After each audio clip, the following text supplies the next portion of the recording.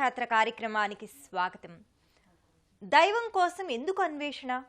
దైవం కోసం ఎక్కడెక్కడో వెతికి ఎక్కడెక్కడో తిరిగి వృధా ప్రయాస పడనేలా? దైవం సర్వాంతర్యామి, నిజమే. ఆ అంతర్యాలలో నువ్వు కూడా భాగమే. కాబట్టి దైవం నీలో ఉన్నాడు.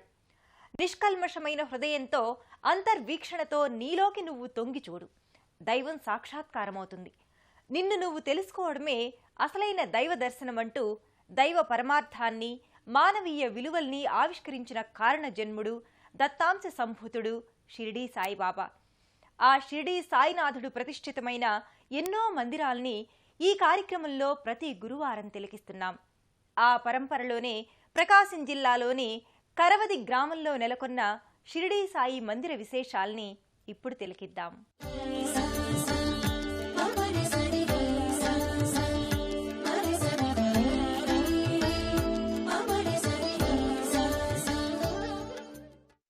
ఆధ్యాత్మికతను మానవ ధార్మికతతో జోడించిన అవధూత షిరిడీ సాయినాథుడు. సామాన్యునిగా జీవించి అసామాన్యమైన ప్రభావాన్ని భక్తులపై చూపిన దయాసింధువు సాయిబాబా. ప్రకాశం జిల్లా ఒంగోలు మండలం కరవది గ్రామంలో ఉన్న సాయిబాబా మందిరం సాయి భక్తుల పాలిట ఆధ్యాత్మిక ధామంగా విలసిల్లుతోంది. ప్రకాశం జిల్లా కేంద్రమైన ఒంగోలుకు అతి సమీపంలో ఉన్న గ్రామం కరవది. రైల్వే స్టేషన్ సమీపంలోనే ఉన్న షిరిడీ సాయిబాబా మందిరం భక్తులను విశేషంగా ఆకట్టుకుంటోంది. సువిశాల ప్రాంగణంలో ఉన్న సాయి మందిరం ఆహ్లాదకర వాతావరణ నేపథ్యంగా అలరారుతోంది. గులాబీ వర్ణ శోభితంగా మందిర ప్రాంగణం అల్లంత దూరం నుంచే కనువిందు చేస్తుంది. మందిర స్వాగత ద్వారంపై సాయినాథుడి ప్రతిమ గోచరమవుతుంది. ముఖమంటపంపై సాయి విగ్రహం ప్రసన్నమయంగా విలసిల్లుతుంది. 2004వ సంవత్సరం ఏప్రిల్ నెలలో ఈ మందిరానికి శంకుస్థాపన గావించారు. బంగారు బొట్లు అనే సాయి భక్తుడు ఈ మందిరానికి కావలసిన స్థలాన్ని ఉచితంగా సమర్పించాడు. 2006వ సంవత్సరంలో జూన్ 1వ తేదీన మందిరంలో సాయి విగ్రహాన్ని ప్రతిష్ఠాపన చేశారు. మందిరంపై సంప్రదాయ సాయి మందిరాల రీతిలోనే స్తూపాకార గోపురం గోచరమవుతుంది. వ్యక్తులు స్థూల దృష్టిలో నుంచి సూక్ష్మ దృష్టితో ప్రతి అంశాన్ని పరిశీలించాలని ఈ స్తూపాకృతి గోపురం సందేశమిస్తున్నట్టుగా ఉంటుంది. గోపురం త్రికలశయుక్తంగా ఉంది. ప్రతి వ్యక్తికి గుణత్రయాలు తప్పనిసరి అని ఇందులోని ఆంతర్యం. పైన ఉన్న ఏకకలశం సాయి ప్రవచించిన సబ్కా మాలిక్ ఏక్ హై అనే ఏకేశ్వరోపాసనకు తగినట్టుగా ఉంటుంది. అవలోకించి చూస్తే సాయి మందిరంలో ఉన్న ప్రతి అంశంలో అర్థం, పరమార్థాలు ఉంటాయి. మందిర ప్రదక్షిణల అనంతరం భక్తులు సాయి సన్నిధానంలోకి ప్రవేశిస్తారు. సాయి మందిరం నెలకొన్న కరవది గ్రామం విలక్షణ నామంతో అలరారుతోంది. కరవది అని ఈ గ్రామానికి పేరు రావడంలో ఆంతర్యం ఉంది. త్రేతాయుగంలో ఖరాసురుణ్ణి శ్రీరాముడు ఈ ప్రాంతంలో వధించాడని చెబుతారు. కరవద జరిగిన ప్రదేశం కాబట్టి కాలక్రమంలో ఇది కరవది అయ్యిందంటారు. అలాంటి పురాణ ప్రశస్తి ఉన్న, విశేష ఐతిహ్యమున్న కరవది గ్రామంలో సాయినాథుడు సచ్చిదానందమూర్తిగా దర్శనమిస్తూ భక్తుల్ని అనుగ్రహిస్తున్నాడు. ప్రధాన మంటపంలో సాయి ప్రధాన విగ్రహం చిన్మయ చిదానందమయంగా జీవకళతో అలరారుతుంది. సర్వాలంకృతంగా సమస్త సౌందర్యం పోతపోసిన చందంగా సాయి విగ్రహం సమ్మోహనకరంగా భాసిల్లుతుంది. సాయి అలంకార విశేషం నేపథ్యంగా ఎన్నో అంశాల్ని ప్రస్తావించుకోవచ్చు. సాయి తన జీవితంలో ఏనాడు అలంకారాలకు, ఆడంబరాలకు ప్రాధాన్యతనివ్వలేదు. నిరాడంబర జీవితాన్ని ఆయన తన జీవన పర్యంతం గడిపారు. బాహ్య సౌందర్యం కన్నా ఆత్మ సౌందర్యమే మిన్నా అని సాయి సదా చాటి చెప్పారు. అలాంటి సాయిని భక్తులు తమ ఆత్మానందం కోసం సర్వాలంకృతంగా కనువిందుగా తీర్చిదిద్దుకుంటున్నారు. రజత కిరీటధారి అయి బంతులు, చేమంతుల మాలికల్ని ధరించి పట్టు వస్త్రాలతో, గులాబీల గుబాళింపులతో సాయి సుందర బంధురంగా అలరారుతున్నాడు. సాయి పదమందారాల చెంత ఎర్రమందారాలు చేరి అవి తమ జన్మను చరితార్థం చేసుకుంటున్నాయా అనే భావన ప్రస్ఫుటమవుతుంది. సకల సన్మంగళం కోసం వాతావరణాన్ని సదా పరిశుద్ధం చెయ్యడం కోసం సాయికి నిత్యం ధూపం సమర్పిస్తారు. ఈ ధూపం నేపథ్యంగా సాయిని దర్శించడం ఓ కమనీయ అనుభవం. సాయి ప్రధాన విగ్రహం ముంగిట సాయి మరో చిన్న విగ్రహం ఉంది. ఈ సూక్ష్మ విగ్రహానికి ప్రతినిత్యం విశేషించి ప్రతి గురువారం వివిధ ద్రవ్యాలతో అభిషేకాన్ని నిర్వహిస్తారు. శుద్ధోదకం, గోక్షీరం, విభూతి, తేనె, చక్కెర, ఫలోదకం, హరిద్రోరకాలతో అభిషేక వేడుకను నయన మనోహరంగా జరుపుతారు. ఓ సాయి, నీ రూపం పవిత్రం, నీ పాదాలు పవిత్రం, నీ మూర్తిమత్వం పవిత్రం, కర్మబంధాల్ని తప్పించే నీ దర్శనం పరమ పవిత్రం.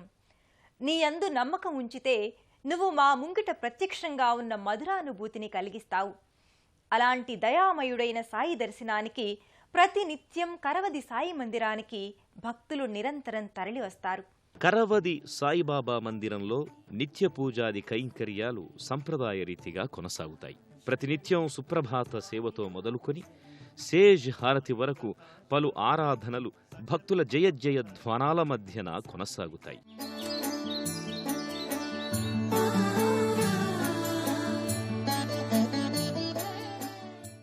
ప్రతి గురువారం ఇక్కడ విశేషమైన రీతిలో సాయి పూజా స్రవంతి పరిఢవిల్లుతుంది. కాకడా హారతి, మధ్యాహ్న హారతి, ధూప్ హారతి, సేజ్ హారతుల్ని బాబాకు సమర్పిస్తారు.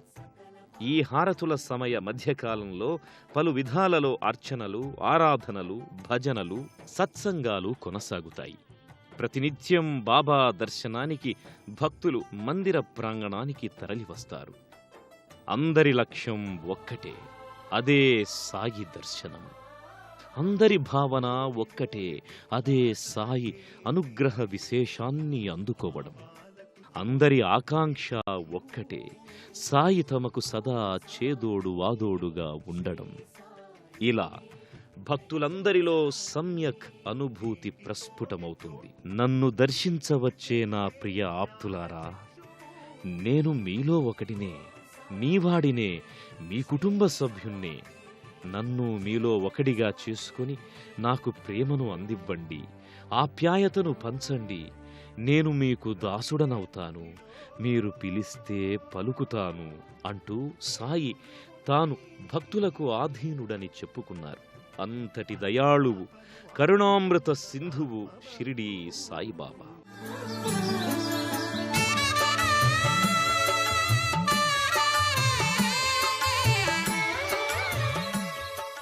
ప్రతి గురువారం సాయి చిత్రపటాన్ని పూల పల్లకీలో ఉంచి మందిర ప్రాంగణంలో ఊరేగిస్తారు.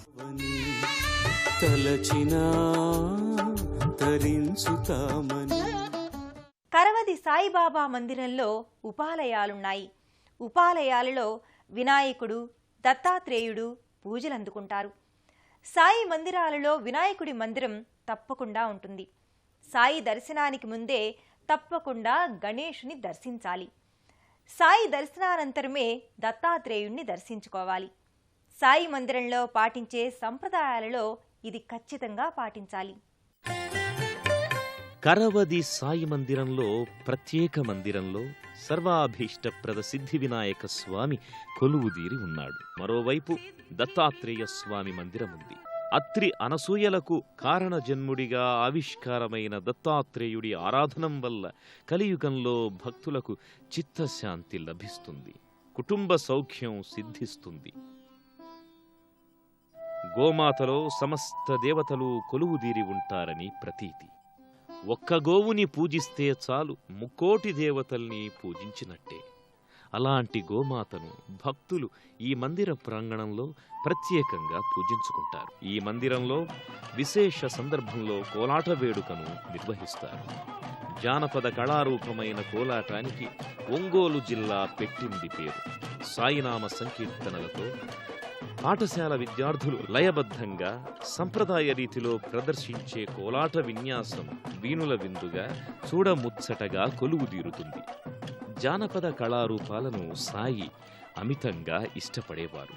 షిరిడీలో సాయి జీవించి ఉన్నంత కాలం జానపద కళాకారుల్ని సమాదరించేవారు.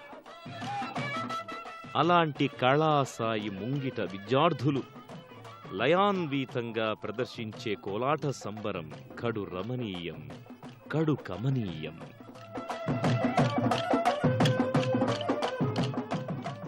సమర్థ సద్గురువు సాయికి మనం సాష్టాంగ నమస్కారం చేసి భక్తి శ్రద్ధలతో ఆశ్రయించాలి.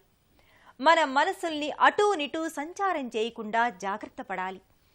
సాయి తప్ప మన మనసుల్లో వేరే భావాలకు చోటివ్వకూడదని సంకల్పించుకోవాలి. మన సంకల్పాలు సాకారం కావాలని ఆశిస్తూ మరో క్షేత్ర సందర్శనంతో తీర్థయాత్ర కార్యక్రమంలో కలుసుకుందాం.